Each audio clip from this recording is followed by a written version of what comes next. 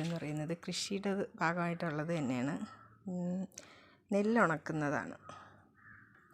നെല്ലുണക്കുന്നു എന്ന് പറഞ്ഞാൽ വെറുതെ അങ്ങ് ഉണക്കുകയല്ല, അതിൻ്റെ പതരെല്ലാം കഴുകിക്കളഞ്ഞ് പതര ഊറ്റി മാറ്റിയിട്ട് അതിനെ വൃത്തിയാക്കി ഉണക്കുകയാണ്.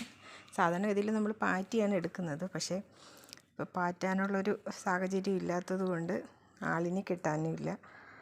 അപ്പോൾ അതുകൊണ്ട് വിചാരിച്ച് കഴുകിയിടാമെന്ന്. കഴുകിയിട്ടാലും പതര് വേറെ നെല്ല് വേറെ ആയിട്ട് കിടക്കും. അപ്പോൾ അങ്ങനെ ഒരു വീഡിയോ ചെയ്യാമെന്ന് വിചാരിച്ചു. ഈ കിടക്കുന്നത് കഴുകാത്ത നെല്ല് തന്നെയാണ്. കുറച്ച് വെയിലുള്ളത് കൊണ്ട് ഇപ്പോൾ എപ്പോഴാണ് മഴ പെയ്യുന്നതെന്ന് അറിയാത്തത് കൊണ്ട് ഉള്ള വെയിലിൽ ഉണങ്ങട്ടെ എന്ന് വിചാരിച്ചിട്ട് അതൊരു സൈഡിലോട്ട് ഇട്ടിട്ടുണ്ട്.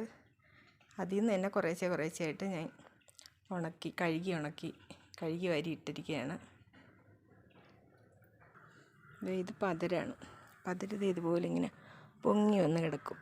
ഇതിൻ്റെ അടിയിലാണ് നെല്ല് കിടക്കുന്നത്. ഇതിൻ്റെ അഴുക്കും എല്ലാം കൂടിയാണ് കറുത്തിരിക്കുന്നത്. ഇതിങ്ങനെ നെല്ല് മാത്രമായിട്ട് വരും. അതെന്തെങ്കിലും ഒരു സാധനത്തിലോട്ട് ഊറ്റി വെച്ച് അതിൻ്റെ വെള്ളമൊക്കെ വാർന്ന് പോകുമ്പോഴേക്കും എടുത്ത് പായിലോ ടാർപ്പയിലോ ഒക്കെ ഉണക്കാനായിട്ട് ഇടാൻ പറ്റും.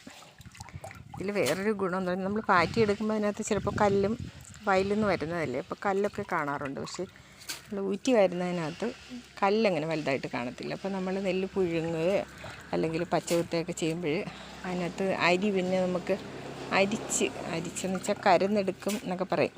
ഇവിടെ അങ്ങനെയാണ് പറയുന്നത്. ഇനി പുറത്തോട്ടൊക്കെ വേറെ എന്തെങ്കിലും രീതിയിൽ പറയുമെന്ന് എനിക്ക് അറിഞ്ഞുകൂടാ. അപ്പോൾ അങ്ങനെ കരന്നെടുക്കും.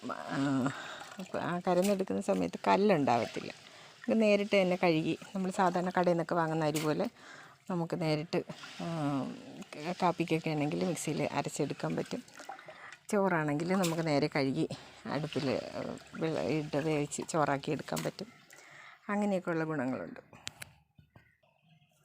ഇത് നമ്മൾ കഴുകി വാരിയ നെല്ലിൻ്റെ പതരാണ്. ഇത് ഉണങ്ങുമ്പോൾ കരിച്ച് കളയാൻ പറ്റും. നീറ്റിയെടുക്കും എന്നാണ് പറയുന്നത്.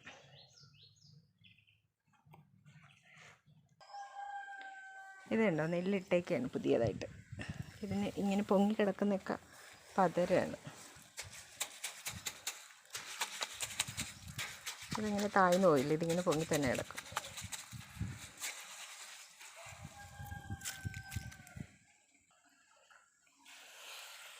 ഇതിങ്ങനെ അടിയിൽ ഇതിൻ്റെ നെല്ലും മുകളിൽ പതരുമായിട്ടാണ് കിടക്കുന്നത്. അപ്പോൾ ഇതിങ്ങനെ കോരി എടുത്തിട്ട് വേറെ മാറ്റാൻ പറ്റും.